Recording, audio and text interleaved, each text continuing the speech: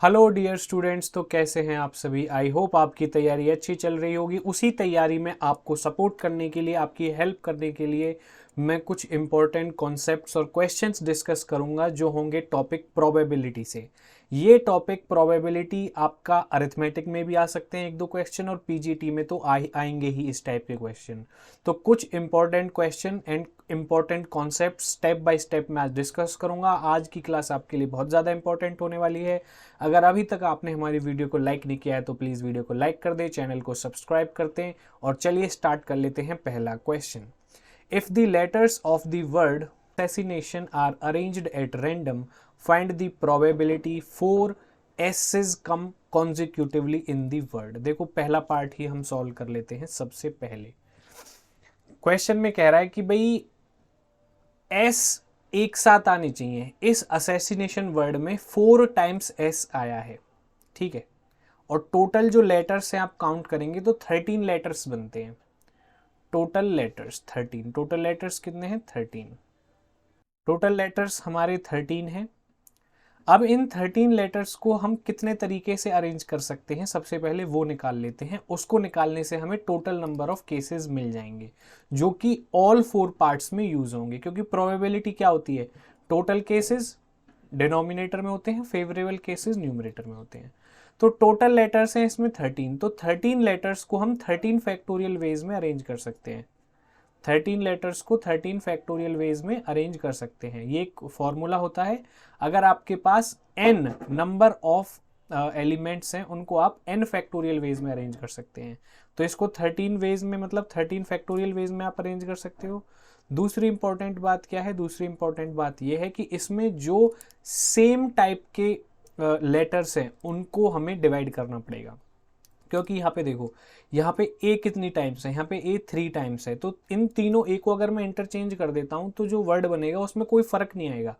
तो मैं 13 फैक्टोरियल में जो मैंने नंबर ऑफ वेज काउंट करे हैं वो ज़्यादा काउंट करे हैं, क्योंकि जो 3 ए हैं इनको मैं आगे पीछे कैसे कर लूँ फर्क ही नहीं पड़ेगा। तो उनसे मुझे डिवाइड करना पड़ेगा। तो ए कितनी बार आया? 3 बार आया। मैं यहाँ पे लिख देता हूँ ए आया 3 बार, तो इसको 3 फैक्टोरियल से। और चेक करो किसी से, एस कितनी बार आया? 4 टाइम्स, 4 फैक्टोरियल वेज से।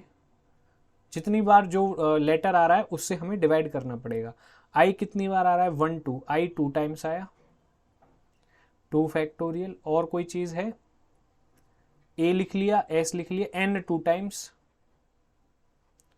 ठीक है। तो ये 2 फैक्टोरियल एक बार। और ये टोटल नंबर ऑफ वेज आ जाएंगे। यहाँ से मेरे पास क्या आ जाएगा? टोटल नंबर ऑफ वेज, या फिर आप कह सकते हो टोटल केसेस। ये मेरा क्या निकल के आ गया? टोटल केसेस, जिसको मैं सैंपल स्पेस भी बोल सकता हूँ। पी ऑफ एस बोल देता हूँ इसको मैं, टोटल केसेस को। ये सबके डिनोमिनेटर में आने वाला है, ठीक है। तो इसलिए मैंने इसको पहले ही निकाल लिया। अब प्रोबेबिलिटी ऑफ एस ये पूछ रहा है। ये एस मतलब सैंपल स्पेस है, मैंने इसलिए इसको प्रोबेबिलिटी ऑफ एस अलग से लिख लिया। टोटल इतने केस बन रहे हैं, इसमें से हमें चूज करने हैं अकॉर्डिंग टू क्वेश्चन। चलिए ए पार्ट में देख लेते हैं सबसे पहले क्या चीज बनने वाली है। ए पार्ट में मैं चेक कर लेता हूं। ए पार्ट में 4s consecutively in the word. जब 4s एक साथ आएंगे तो उनको एक बॉक्स में लिख लो। 1 2 3 4, 4 हो गए।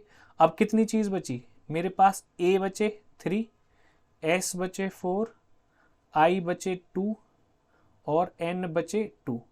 और कोई चीज़ है? अब इनको काउंट करो। 4 + 3 7 + 4 11 12 13 14 15। ये तो ज़्यादा लेटर्स बन रहे हैं। एस को मैंने 2 बार लिख लिया तो एस को हटा दो इसको। अब काउंट करो, क्योंकि एस तो यहाँ पे लिख लिया ना अंदर। 3 + 2 5 + 7 7 + 4 11। और कोई चीज़ है जो सिंगल टाइम आ रही है? सिंगल टाइम है ओ कितनी टाइम आया? Single time. और कोई चीज़ है जो सिंगल टाइम आ रही है? टी। हो गए। अब यहाँ पे O1 टाइम, T1 टाइम। अब मैं फेवरेबल केसेस निकाल रहा हूँ कि ऐसे कितने वर्ड बनेंगे जिनमें जो एस है वो एक साथ आएगा। तो सबसे पहले देखो, ये इसको मैं 1 वे में अरेंज कर सकता हूँ, इसको 1 वे में, इसको कितने वेज में? 2 वेज में, इसको 2 वेज में, इसको 3 वेज में। मतलब प्लेसेस की अगर मैं बात करूँ तो एक तरीके से ये 3 वेज में हो जाएगा। चलो मैं आपको एक चीज़ लिख के दिखाता हूँ।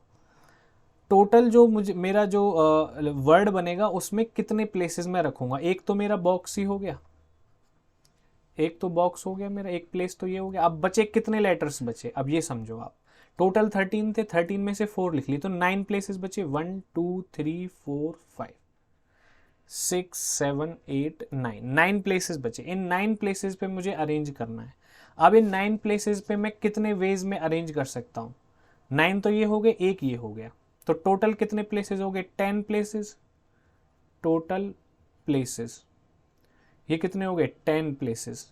अब 10 प्लेसेस में पे मैं चीज़ों को कितने वेज में अरेंज कर सकता हूँ, 10 फैक्टोरियल। जो एक साथ 4 एस लिखे हैं ये एक लेटर की तरह काउंट करेंगे क्योंकि ये एक साथ ही आएगा, इनको हम अलग नहीं कर सकते। So these 4 S will act as 1 letter. तो ये 10 फैक्टोरियल हो गया। अब लेकिन इसमें एक चीज का आपको याद रखना है, जो चीज सेम टाइप की है और रिपीटेड है उतने फैक्टोरियल से डिवाइड करना पड़ेगा, जैसे यहां पे किया था। तो चलिए डिवाइड कर दीजिए। ए कितनी बार आएगा, 3 बार, तो 3 फैक्टोरियल से डिवाइड करो। एस कितनी बार आया, 4 टाइम्स। अब देखो एस को आपको 4 से डिवाइड यहां पे अभी बाद में करेंगे। सबसे पहले आप बॉक्स के बाहर वाली चीजों को काउंट कर लो, ठीक है। बॉक्स के बाहर वाली चीजों को काउंट कर लो, फिर हम एस पे आएंगे, जिससे कि आपको कंफ्यूजन ना हो। अब देखो ए 3 टाइम आया, आई 2 टाइम आया, एन 2 टाइम आया, ठीक है। इतना काम हो गया। टोटल नंबर ऑफ केस ये थे। अब ये क्या आ गई, आपकी probability of 4s coming consecutive या टुगेदर, एक ही बात है, एक साथ, मतलब कमिंग टुगेदर लिख लेता हूं मैं। ये हो गया। अब यहां पे आपको एक चीज और नोटिस करनी है। अब ये जो बॉक्स है, इस बॉक्स को हम एज ए 1 लेटर काउंट कर रहे हैं, एज ए 1 लेटर काउंट कर रहे हैं। इसके किसी भी एस को अगर मैं आगे पीछे कर देता हूं तो कोई भी फर्क नहीं पड़ने वाला। तो इसलिए मैं इसको एज ए 1 लेटर काउंट करूंगा और ये ही मेरे क्या हो जाएंगे यहां पर,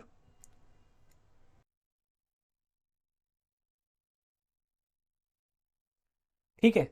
तो यहां पे एक इंपॉर्टेंट बात ये आती है कि अब यहां पे ये एस भी तो 4 टाइम्स आ रहे हैं तो इसलिए 4 फैक्टोरियल से भी डिवाइड करो, नहीं। बॉक्स के बाहर वाली चीजों को ही हम काउंट करेंगे एक साथ रिपीटेड वाली वैल्यू के लिए। जो बॉक्स के अंदर आ रही है उनके लिए हमें डिवाइड करने की जरूरत नहीं है, ये चीज आप याद रखेंगे। जैसे उसने बोला कि भाई ऐसे कौन वर्ड बताइए जिनमें एस एक साथ आता है, तो एस को हमने 4 लेटर्स को हमने एक लेटर काउंट कर लिया, तो अब इसके लिए हमें 4 फैक्टोरियल से डिवाइड करने की जरूरत नहीं है। इस बॉक्स के बाहर जितने भी लेटर्स हैं और जो रिपीटेड हैं, मोर देन 1 टाइम्स हैं, तो उनके लिए हम डिवाइड करेंगे। जैसे मैंने ए के लिए 3 फैक्टोरियल, आई के लिए 2 फैक्टोरियल और एन के लिए 2 फैक्टोरियल से डिवाइड किया। तो अब मेरा क्या आंसर आ जाएगा यहाँ पे, मैं एक बार आपको करके दिखा देता हूं। So required probability, required probability आपकी जो आ जाएगी वो है आपका आंसर। ये आपके टोटल केसेस थे, ये फेवरेबल, पहले फेवरेबल केसेस लिखो, डिवाइडेड बाय टोटल केसेस लिखो। टोटल केसेस लिखा। अब ये ऊपर चले जाएंगे तो क्या आ जाएगा, 10 factorial, 3 factorial, 2 factorial, 2 factorial, denominator numerator बन जाएगा। तो 3 फैक्टोरियल, 4 फैक्टोरियल, 2 फैक्टोरियल, 2 फैक्टोरियल, और डिवाइड में क्या आ जाएगा नीचे, 13 फैक्टोरियल। जो चीज़ें कैंसिल हो रही हैं उनको आप कैंसिल कर सकते हैं। 3 फैक्टोरियल से 3 फैक्टोरियल, 2 फैक्टोरियल से 2 फैक्टोरियल, इस 2 फैक्टोरियल से ये 2 फैक्टोरियल, और कोई चीज़ है कैंसिल होने वाली, नहीं। अब इसको जब आप आगे सॉल्व करेंगे तो आपका आंसर आ जाएगा, ये आएगा आपका यहाँ पे 10 फैक्टोरियल, 4 फैक्टोरियल, नीचे 13 फैक्टोरियल। इसको आगे सॉल्व करेंगे तो मैं डायरेक्ट आंसर लिख रहा हूँ, calculation part I leave it to you. तो इसका जो आंसर आ जाएगा आपका 2/143 आ जाएगा, 2/143। ओके, 2/143 इसका आंसर आ जाएगा, 2/143 यही इसका आंसर हो जाएगा। ओके, तो प्लीज आप स्क्रीनशॉट ले लें, ये फर्स्ट पार्ट है। अब सेकंड पार्ट कौन सा है, 2 आईज एंड 2 एंस कम टुगेदर। तो अब बॉक्स में जो हम रखेंगे वो 2i और 2n को रखने वाले हैं। तो चलिए आगे चलते हैं।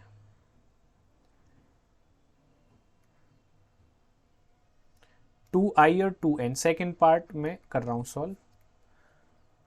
2i's 2n's came together.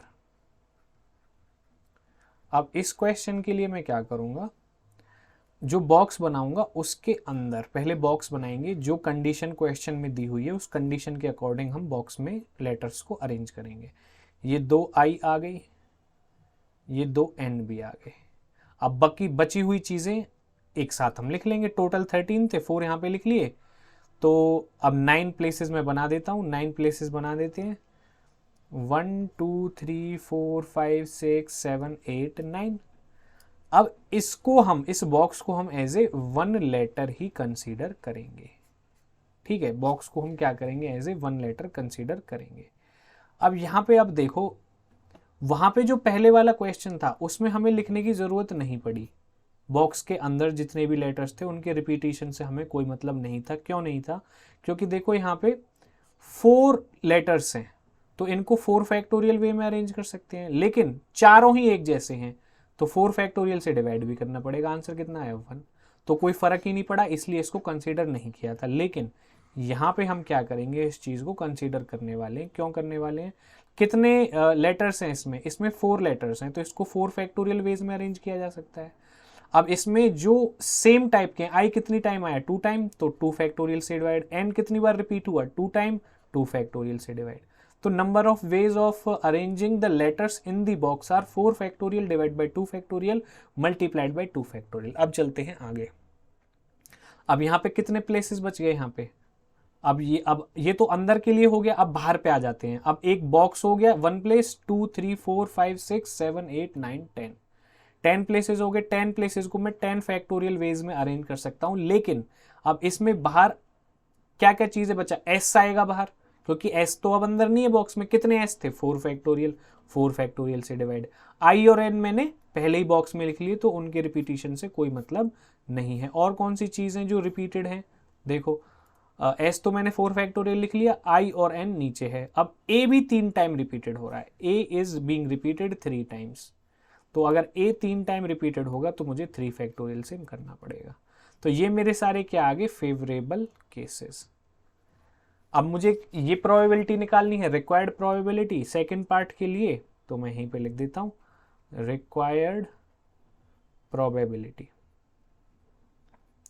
Favourable cases, favourable cases कितने हैं आपके? यहाँ पे इसको देख लो, कैंसिल करके 4 फैक्टोरियल से 4 फैक्टोरियल कैंसिल हो जाएगा।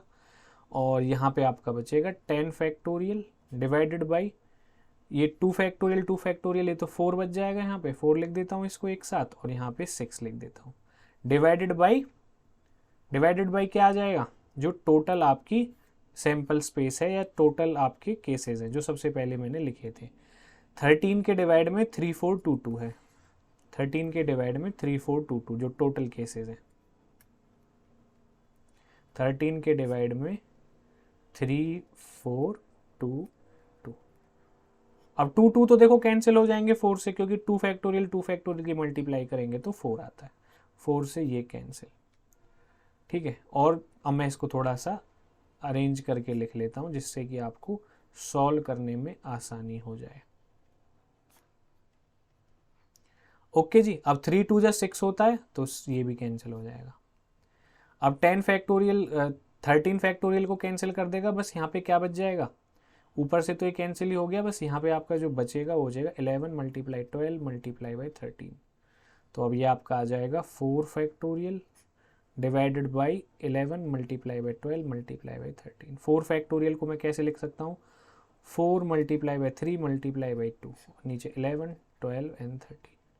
अब ये 3 से 4 टाइम कैंसिल हो जाएगा, 4 से ये 4 कैंसिल हो जाएगा। 2/11 मल्टीप्लाई बाई 13, 2/11 मल्टीप्लाई बाई 13 करूँगा तो ये आ जाएगा 143। 2 डिवाइड बाई 143 आंसर चेक कर लेते हैं। 2 डिवाइड बाई 143 बिल्कुल करेक्ट आंसर है। So the probability of getting a word in which 2 i's and 2 n's are coming together is 2/143। Clear हो गया जी? अब चलते हैं इसके नेक्स्ट पार्ट पर। नेक्स्ट पार्ट क्या है क्वेश्चन का?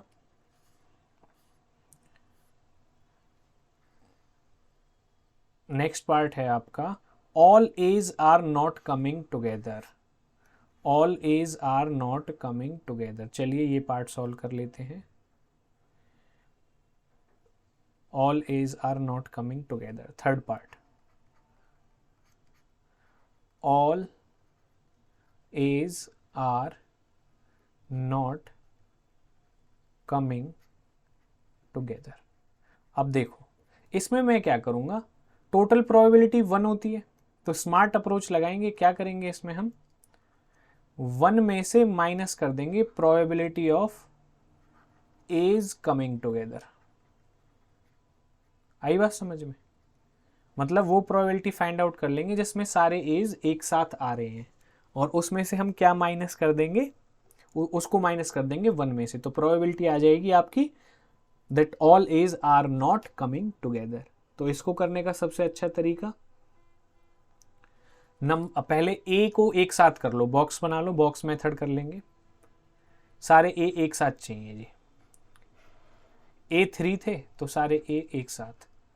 अब बचे, अब 3 तो लिख लिए, टोटल 13 है। अब 9 प्लेसेस बचे, 13 है ना टोटल, तो ये तो 1 प्लेस में अरेंज हो गए और 4 लेटर्स मैंने लिख लिए। तो अब 9 लेटर्स और लिखने हैं हमें, तो ये आ जाएगा हमारा 10 लेटर्स और लिखने हैं। 1 2 3 4 5 6 7 8 9 10, क्योंकि टोटल लेटर 13 थे, 3 लेटर यहाँ पे लिख लिए। अब 10 और बनाने हैं, तो 10 प्लेसेस मैंने बना दिए और एक प्लेस ये हो गया, तो टोटल प्लेसेस हो गए 11। तो 11 प्लेसेस को मैं 11 फैक्टोरियल वेज में अरेंज कर सकता हूँ।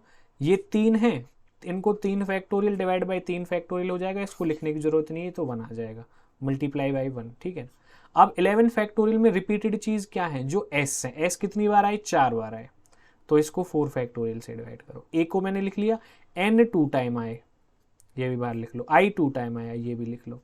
और कोई चीज है जो रिपीटेड हुई है, यही है। तो अब ये आ जाएगा आपका 11 factorial divided by 4 factorial multiply by 2 factorial multiply by 2 factorial. ये आपके फेवरेबल केसेस हो गए। अब इस फेवरेबल केसेस को मैं टोटल नंबर ऑफ केसेस से क्या करूंगा, डिवाइड कर दूंगा, तो आपकी रिक्वायर्ड प्रोबेबिलिटी आ जाएगी। टोटल नंबर ऑफ केसेस से क्या करूंगा, फेवरेबल केसेस को divide, required probability.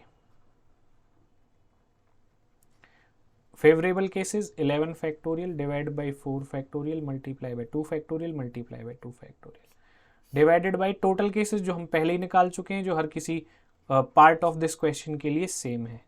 3 factorial 4 factorial 2 factorial. ये नीचे डिवाइड इसलिए कर रहे हैं जो रिपीटेड लेटर्स हैं उनके लिए, क्योंकि वो नंबर्स, वो वेज हमने काउंट कर लिए 13 फैक्टोरियल में। अब जो रिपीटेड लेटर्स हैं उनको आगे पीछे चेंज करने से क्वेश्चन वर्ड पे कोई फर्क ही नहीं पड़ेगा, इसलिए उनसे डिवाइड करना पड़ता है। अब आगे हम सॉल्व कर लेते हैं, नीचे वाले को नीचे वाले से सॉल्व कर लेते हैं। 2 फैक्टोरियल को 2 फैक्टोरियल से कैंसिल कर लेंगे, क्योंकि ये ऊपर चला जाएगा ना। ठीक है, और क्या कैंसिल हो रहा है, 4 फैक्टोरियल से 4 फैक्टोरियल। अब आपका क्वेश्चन आ जाएगा 11 फैक्टोरियल, ये नीचे 3 फैक्टोरियल बचा, ये ऊपर आ जाएगा, और 13 है ये नीचे चला जाएगा। अब नीचे ये आपका 11 से 13 कैंसिल हो जाएगा, यहाँ पे बचेगा आपका 12 एंड 13। 3 मल्टीप्लाई बाई 2 12 एंड 13, 2 से ये 6 टाइम्स, 3 बाई ये आपका आ जाएगा, ये 1 मिनट और चेक करो इसको, 12 13, यहाँ से एक बार दोबारा करो, कोई मिस्टेक नहीं होगी। ये आपको ऊपर बचेगा 11 multiply by 13, 11 multiply by 3 factorial ऊपर बचेगा, और नीचे क्या बचेगा, 13 फैक्टोरियल बचेगा बस आपका। यस, अब इसको अगर आप सॉल्व करोगे तो आपका आ जाएगा 1/26। ठीक है, तो ये प्रोबेबिलिटी आ गई आपकी 1/26। चलते हैं नेक्स्ट पार्ट पर। इस क्वेश्चन के नेक्स्ट पार्ट क्या बोलता है, इसका नेक्स्ट पार्ट बोलता है जी,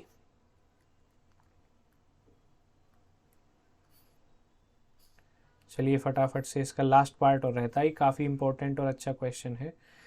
no two as are coming together, बिल्कुल ठीक है जी। No two as are coming together, no two as are coming together.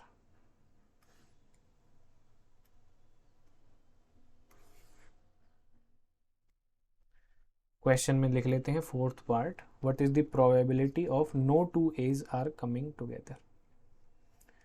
No two as are coming together.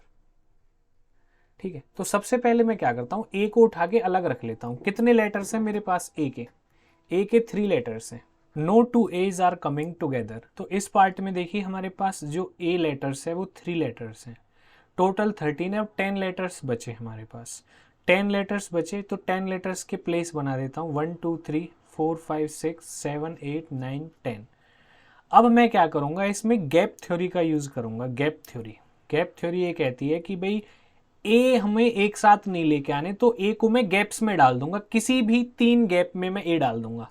या तो मैं यहाँ यहाँ डाल दूं, या मैं यहाँ डाल दूं, या मैं यहाँ डाल दूं, या मैं यहाँ और यहाँ डाल दूं। तो कहने का मतलब अब मैं गैप्स में अगर ए को डालूंगा तो कोई भी 2 एक साथ नहीं आएंगे, जो क्वेश्चन की कंडीशन है वो फुलफिल हो जाएगी। अब यहाँ पे लेटर्स मेरे कितने थे, टोटल 13 थे, 3 ए थे, 10 प्लेसेस मैंने बनाए। गैप्स जो बने, कितने वेज में मैं ए को अरेंज कर सकता हूँ, तो देखो 1 2 3 4 5 6 7 8 9 10 और 11 वेज में मैं अरेंज कर सकता हूँ। 11 प्लेसेस में मुझे क्या फिल करना है, 3 लेटर्स फिल करने हैं, तो 11 में मुझे 3 फिल करने हैं, तो 11 C3 वेज में मैं फिल कर सकता हूँ। ये तो इतना ये काम हो गया। अब बचे हुए कितने थे, 10 फैक्टोरियल, जो प्लेसेस मैंने बनाए थे उनको 10 फैक्टोरियल वेज में मैं कर सकता हूँ। तो अब मैं क्या करूंगा, यहाँ पे 10 फैक्टोरियल में कितनी बार चीजें सेम आ रही हैं। 11 C3 में मैंने काउंट कर लिया एज को। अब बचे 10 फैक्टोरियल, उसमें से जो मेरे n है वो 2 टाइम्स हैं, 2 टाइम्स रिपीटेड है, 2 फैक्टोरियल से डिवाइड करूंगा। और जो मेरे पास n है वो भी 2 टाइम्स है, इसलिए उनको 2 फैक्टोरियल से डिवाइड करूंगा। जो s हैं वो मेरे पास 4 हैं, इसलिए उनको मैं डिवाइड करूंगा। ठीक है, तो अब जो a को लिखने के नंबर ऑफ वेज थे वो मैंने यहाँ पे उसको अलग से लिख लिया, तो ये मेरा यहाँ पे काम कंप्लीट हो गया। तो अब 11C3 को मैं कैसे लिख सकता हूँ, 11C9 भी लिख सकता हूँ 11C3 को, because NCR can be written as NCn-R। तो 11C3 को मैं 11C9 लिख सकता हूँ, और 11C9 को मैं कैसे लिख सकता हूँ, 11 factorial divided by 11 minus 9 factorial multiply by 9 factorial. तो ये मेरा कितना हो जाएगा, यहाँ पे ये बच जाएगा ऊपर 10 मल्टीप्लाई बाई 11, और नीचे 11 में से 9 गया तो 2 फैक्टोरियल, तो ये आ जाएगा मेरा 55। 11 फैक्टोरियल तो मेरा 55 आ गया, 11C3 55 आ गया। अब 55 है, मल्टीप्लाई में क्या है 10 फैक्टोरियल, डिवाइड में 2 2 जा 4, मल्टीप्लाई 4 3 जा 12 2 जा 24, 4 फैक्टोरियल को जब ओपन करेंगे, divided by total number of cases. Total number of cases मेरे कितने हैं जो हमने निकाले थे पहले, 13 factorial divided by 3 factorial 4 factorial multiplied by 2 factorial 2 factorial. जब इसको आप सॉल्व करेंगे तो आपका आंसर आ जाने वाला है 90/156। आगे इसको कैंसिल करेंगे तो ये आ जाएगा 15/26, और यही आपका क्या हो जाएगा, आंसर हो जाएगा।